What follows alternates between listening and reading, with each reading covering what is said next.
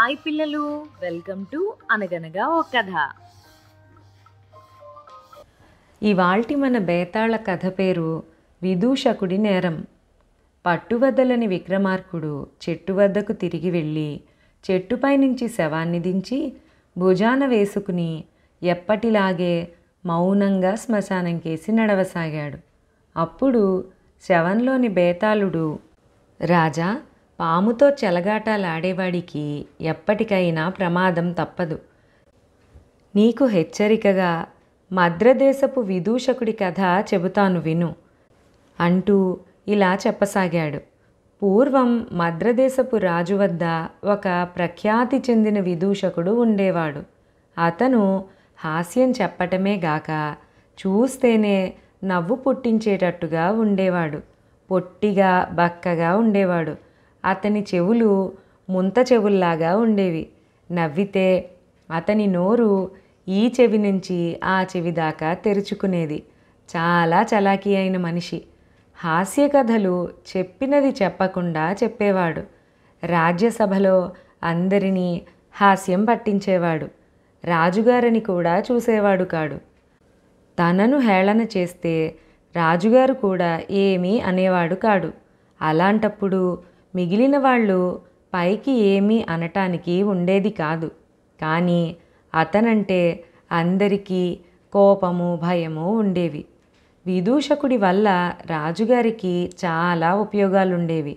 తన కింద కొలువు చేసేవాళ్ళు ఏదైనా మోసం చేసి అది రుజువైతే శిక్షించటానికి వీలుండేది.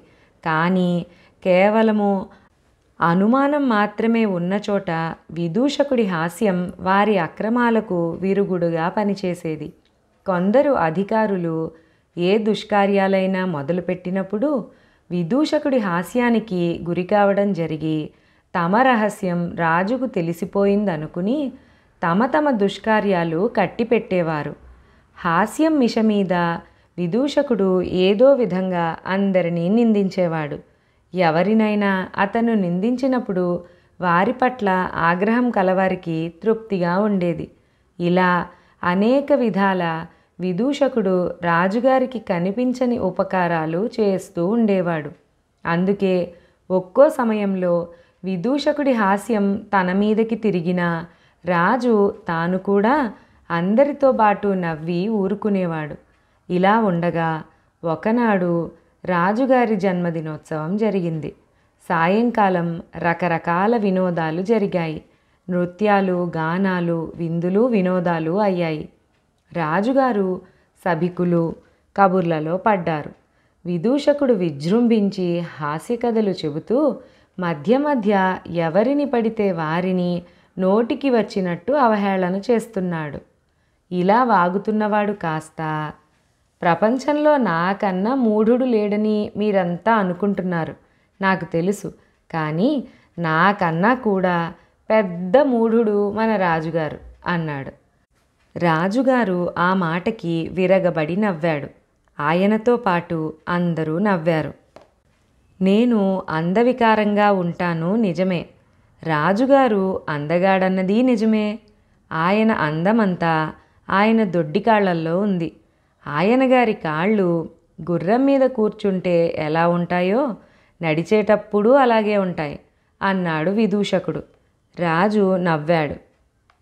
ఈయన గారంతటి లోభిని మనం చూడబోము. నాకన్నా ఈయనకు 10 లక్షల రెట్ల ఆస్తి ఎక్కువ ఉన్నది. అయితేనేం నాకన్నా రెట్టింపు తిండి కూడా తినలేడు అన్నాడు విదూషకుడు. ఆ మాటకు రాజు మళ్ళీ నవ్వాడు. మనకు బ్రహ్మదేవుడు రాజుగా ఈ మందబుద్ధిని, ఈ లోభిని, ఈ దొడ్డికాళ్లవాణ్ణి, ఈ బట్టతలవాణ్ణి ఇచ్చినందుకు మనం ఏదో పెద్ద పాపం చేసి ఉండాలి అన్నాడు విదూషకుడు. అంతే, రాజు ఒక్క కేక పెట్టి, ఆగు, చాలించు అన్నాడు ఆగ్రహంగా. ఆయన తన భటులకేసి తిరిగి, ఈ నిర్భాగ్యుణ్ణి వెంటనే బంధించి రేపు మన సింహానికి ఆహారంగా వెయ్యండి అన్నాడు. విదూషకుడి రక్తం జల్లుమన్నది. తాను అనగూడని మాట ఏమన్నాడో అతనికి తెలియలేదు. భటులతన్ని తీసుకుపోయి రాజభవనంలోనే ఒక గదిలో ఖైదు చేశారు. మర్నాడు ఉదయం కొందరు ఉద్యోగులు రాజుగారిని దర్శించి విదూషకుణ్ణి క్షమించమని, క్షమించలేకపోతే మరణదండన కాకుండా మరేదైనా శిక్ష విధించమని వేడుకున్నారు. అతన్ని సింహానికి వేస్తాను అనేశాను, వేసి తీరాలి అన్నాడు రాజు. సింహానికి వేస్తే సింహం అతన్ని తినేస్తుంది అన్నారు సభికులు. ఒకవేళ సింహం అతన్ని తినకుండా వదిలేస్తే నాకేమీ అభ్యంతరం లేదు అన్నాడు రాజు.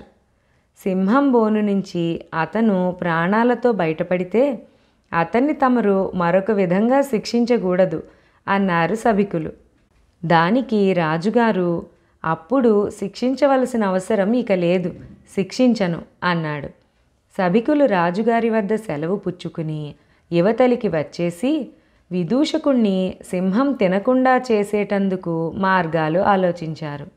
రాజుగారు పెంచే సింహం ఒక పెద్ద గదిలో ఉంటుంది. ఆ గది చుట్టూ ఇనప కమ్మీలు అమర్చి బోనులాగా తయారు చేశారు. సింహానికి ఆహారం పెట్టడానికి ఒక మనిషి ఉన్నాడు. విదూషకుడి మిత్రులైన సభికులు కొందరు అతని వద్దకు వెళ్ళి, ఈరోజు సింహానికి తిండి బాగా పెట్టి రేపటికి కూడా దానికి ఆకలి పుట్టకుండా చెయ్యి అన్నారు. సింహం ఉండే బోనుకు 2 ద్వారాలున్నాయి. అవి ఎప్పుడూ మూసే ఉంటాయి. సింహాన్ని సాకేవాడికి బాగా లంచం పెట్టి బోనులోకి వెళ్ళిన విదూషకుడు 2వ ద్వారం దగ్గరికి వచ్చేసరికి వాడు దాన్ని తెరిచేటట్టుగా ఒప్పించారు. ఈ ఏర్పాట్లన్నీ విదూషకుడికి అతని స్నేహితులు చెప్పారు. కానీ అతనికి మాత్రం తాను ప్రాణాలతో బయటపడతానన్న ఆశ ఏమాత్రమూ లేదు. నేను విదూషకుడిలాగా బతికాను, అలాగే చస్తాను. నాకు పంచరంగుల దుస్తులు తయారు చేయించండి, వాటి నిండా గజ్జెలు గంటలు కట్టించండి అన్నాడు విదూషకుడు తన మిత్రులతో. అవన్నీ తయారయ్యాయి. విదూషకుణ్ణి దండించే సమయం ఆసన్నమైంది. వేల కొద్దీ జనం సింహం బోను చుట్టూ మూగారు. రాజుగారు వచ్చి విదూషకుణ్ణి బోనులోకి తొయ్యండి అని ఆజ్ఞ ఇచ్చాడు. భటులు విదూషకుణ్ణి తెచ్చారు. రంగురంగుల దుస్తులు ధరించి గజ్జెలు గలగల్లాడిస్తూ 10 మంది నాట్యగత్తెలు నడిచి వస్తున్నట్టుగా చప్పుడు చేస్తూ భటుల వెంట వచ్చిన విదూషకుణ్ణి చూడగానే జనం గొల్లున నవ్వారు. ఆఖరికి రాజుగారు కూడా బలవంతాన నవ్వాపుకోవలసి వచ్చింది. భటులు బోను తలుపులు తెరచి విదూషకుణ్ణి లోపలికి తోసి చప్పున తలుపు మూసేశారు. విదూషకుడు ఒక మూలగా పడుకుని ఉన్న సింహాన్ని చూశాడు. అది అంతకుముందే ఎక్కి తొక్కినట్టు ఆహారం తిని ఉన్నది. దానికి 2 గజాల దూరంలో నుంచి అతను 2వ ద్వారం వద్దకు వెళ్ళాలి. అవసరం వస్తే దాన్ని తెరిచేవాడు ఆ ద్వారం వద్దే నిలబడి ఉన్నాడు. విదూషకుడు మెల్లిగా 1 అడుగు ముందుకు వేశాడు. అంతదాకా పడుకుని ఉన్న సింహం లేచి కూర్చుని అతనికేసే చూడసాగింది. అప్పుడు విదూషకుడు కోతిలాగా గెంతటము, నాట్యం చెయ్యటము, పిల్లి మొగ్గలు వెయ్యటము చేశాడు. బయటి జనం పగలబడి నవ్వుతున్నారు.